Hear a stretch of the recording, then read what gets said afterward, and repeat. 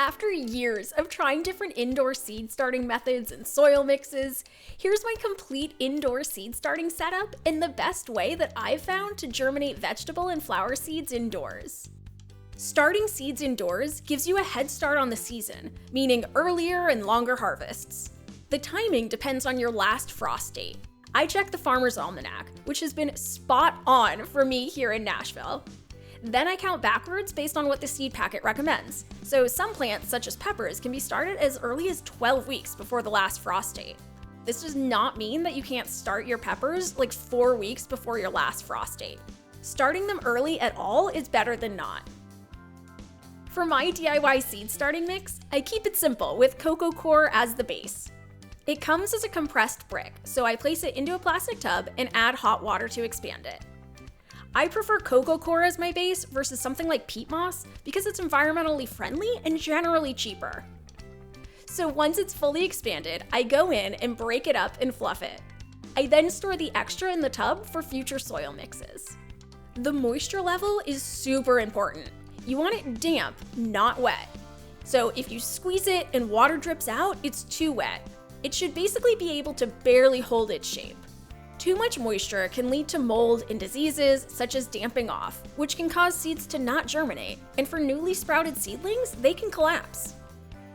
Next, I transfer some into a separate container and add worm castings. They don't help to actually germinate the seeds, but they'll provide a nice boost of nitrogen once the seedlings sprout. After trying a ton of mixes, this simple blend has been the best at retaining moisture without growing mold. It's my favorite seed starting mix for vegetables and flowers, and in my experience, it's the best way to germinate vegetable seeds indoors. I've tested adding perlite and fertilizers, but for germination, I've found they either dry things out too quickly or increase the mold risk, so my simple mix just works better.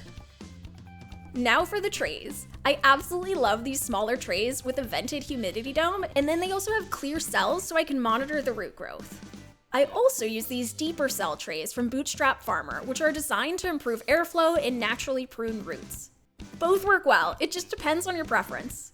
To fill them, I pack the mix firmly into each cell to just below the seed planting depth. Packing helps retain the moisture and keeps the soil from falling out, especially in trays with larger drainage holes. Now, depending on the seeds I'm using, I fill it to roughly where the seeds will be planted. So if the seeds are supposed to be planted 1/4 inch deep, I go to about 1/4 inch from the top. Then the rest, I fill lightly to the rim. Always check your seed packet for depth, but a good rule of thumb is to plant seeds about twice as deep as their diameter. For most vegetables, that's about 1/4 to 1/2 inch, and then for flowers, it's about 1/4 to 1/16 inch. I use my finger to press a hole into the middle to the appropriate depth, drop a few seeds in, and cover it lightly with the cocoa coir around it. I usually plant about 3 to 4 seeds per cell to account for germination rates. If they all sprout, I thin them once they develop their first true leaves by cutting off all but the best looking one. Or I break them apart and plant them in separate pots. Keep in mind, separating them can disturb the roots, so I wouldn't necessarily recommend doing this. After planting, I label everything with the name and date. Please do not forget to label them. I am absolutely guilty of thinking I'll remember what's there just to lose track of everything a month later.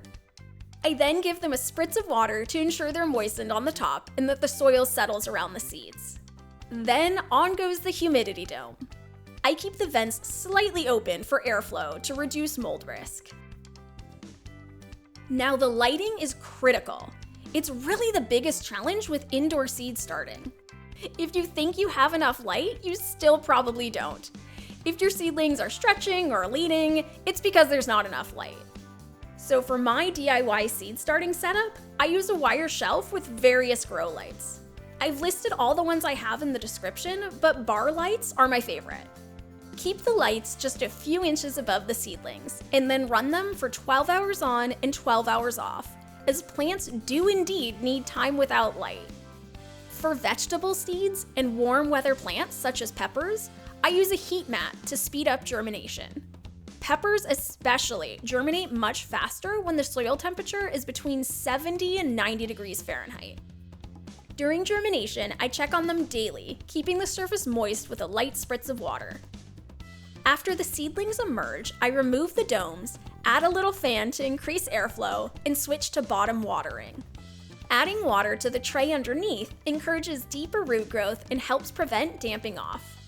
From there, it's just consistent light and moisture until they're ready to pot up into a more nutrient-dense soil.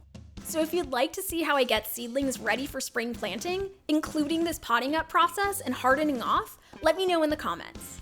If this video was helpful, please give it a like and subscribe for more gardening and crafty tutorials.